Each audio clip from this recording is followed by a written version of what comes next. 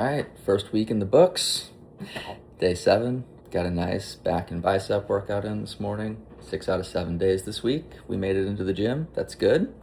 That's pretty much the goal. One rest day isn't bad. It's kind of almost necessary, I would say. But yeah, I don't know. I think I'll keep doing these. They seem to be a good dose of medicine for myself. The intention is really just to share, some wisdom, some health and wellness tips. There's a lot of information out there these days and not so much wisdom of how to use it. And so hoping to bring that to you in tidbits here over time. And also just since I'm building a business, I feel like I have to, get myself out there a little bit. So that's the intention. We'll see how it goes. I'll keep doing these. Probably do some other, videos where I'm actually showing my screen. Most of what I do is building on a computer these days. And so more to come on that front. But I talked earlier in the week about camps and how the algorithm likes to, split us into them.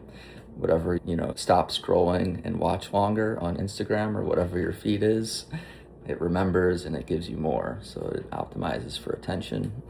As a result of that, it can kind of polarize us. And that's kind of the downside of social media, right? Is it sets us against each other in weird ways over time.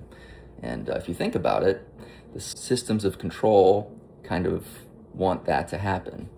There's theoretically someone who wants to control the population, people in power.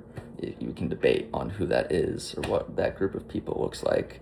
That's part of the polarization. But generally, their strategy is the same as it's always been in history.